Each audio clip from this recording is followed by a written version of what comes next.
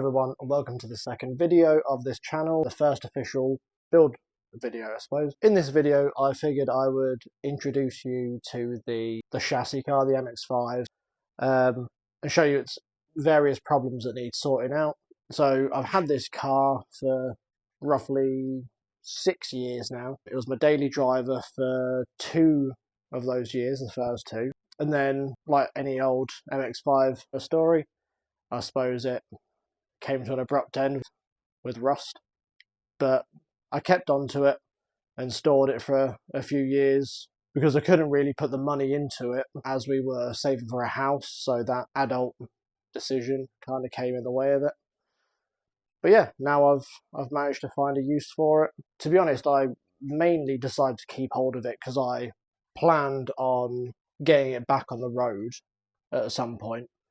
But we got a dog, and largely I don't have the space in the car for me, my partner, and the dog as well. It's going to lend me its good bits, and we'll go from there. So this is it.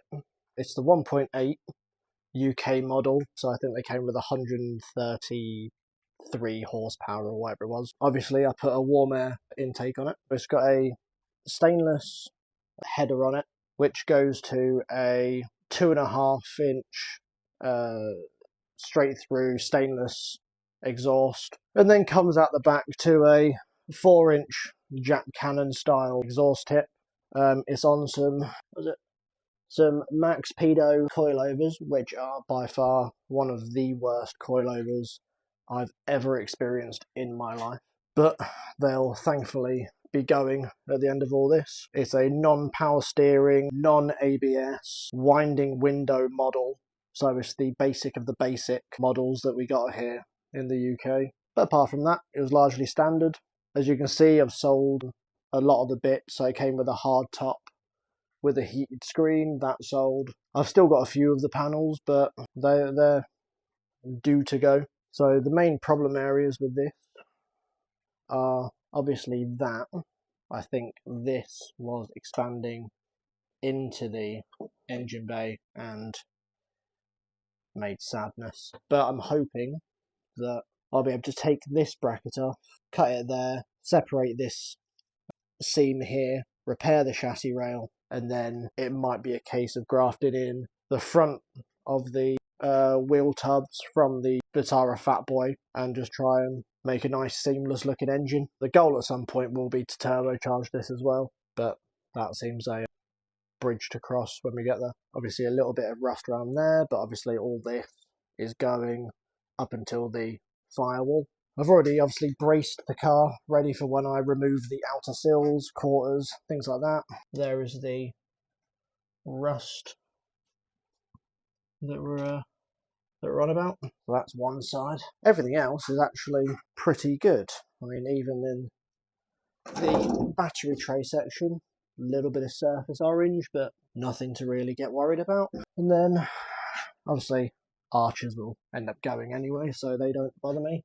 I think this is the worst of the two sides, but realistically, I only need the metal to be good up until this pinch flange here. Another small area to deal with is just the, well, I suppose the same section of the chassis leg there. But for an MX5, I don't think it's too bad. It runs, drives, starts, it does all the things. I could still pull a 1 tyre fire burnout, seeing as it is an open diff. But yeah, should be a good donor car. So the main reason that I need the metalwork only to be good up until this pinch flange is the width of the flange is on the MX5 is only 2 centimeters narrower than the corresponding flange on the, say, the external body car of the project. So largely cut out all the floors and bulkhead of the Vitara and remove all the excess and fat parts, I suppose, that won't make it join, and then we'll kind of work from there. I might have to extend the front end on the Vitara, but we'll play it by ear, and that's largely only because the MX5 wheelbase is, I mean, minimally it's only 2 inches too long, or 2 inches longer. I wouldn't say it's too long, but we'll see how the bodies fit up, and then I might just have to set in the rear wheel and then extend the front end, because the Vitara front ends are a bit stubby. So yeah, that's the game plan. Remove all the excess panels and crusty bits, and get it as a solid base to basically transfer things over. And I've got some thicker steel replacement chassis rails that I got from an independent fabrication shop in the Midlands. I'm not sure mine need replacing, but I'm going to replace them just as a precaution. I'd rather do it now than do it in 2 years when, you know, after the project's already finished.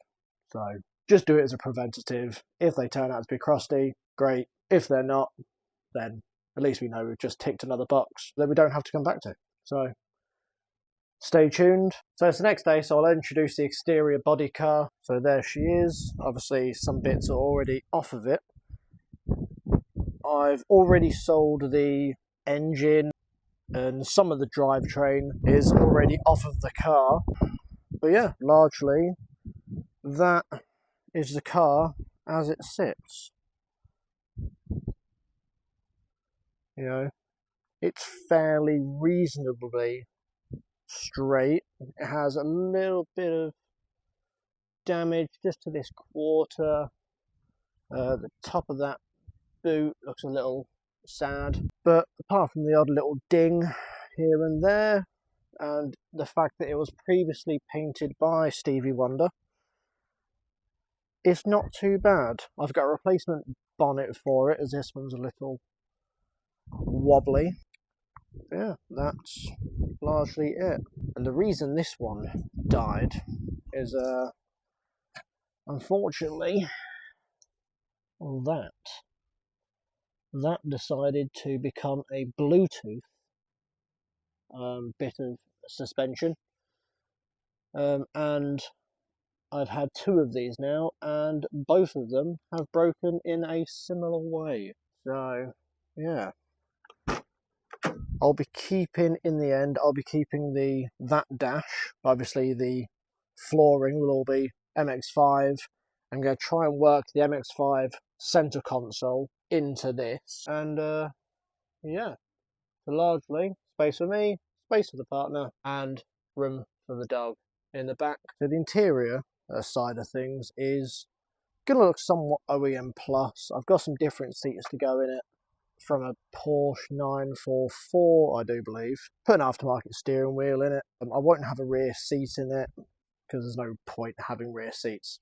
The MX5 chassis doesn't have points for rear seat belts or anything like that, and it'd just be a waste of time. There's going to be a few exterior adjustments in regards to arches, bumpers, maybe door mirrors. It's going to look largely similar to what it does now, but obviously much nicer. And then we'll see the developments of the cars actually come out, as far as the changes, any adjustments. If you have any questions about the build, I'll try and get into more detail there, but I'll try not to give too much away in regards to specifics with the actual idea of things. Just keep them surprised for when we actually get to the bridge of each aspect, I suppose. So stay tuned, let me know what you think, and again, I'd appreciate a like, you know, comment, subscribe, all that usual YouTube jazz. So hope to see you again. So I guess with that said, let's get cracking.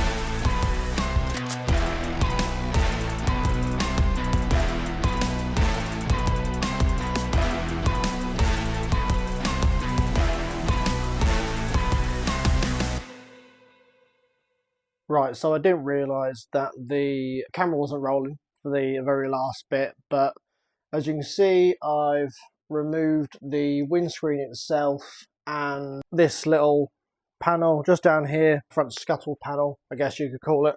They've both been removed, and I removed these crusty bits here, which again, I found some sadness, but again, that should end up getting chopped off anyway. Looking at the structure inside, I should be able to remove this outer panel on both sides where it joins up to the outer sill and start working my way back. But I'm happy to have the windscreen off at the very least at the minute, so it's at the point of no return, I guess. So let's keep going.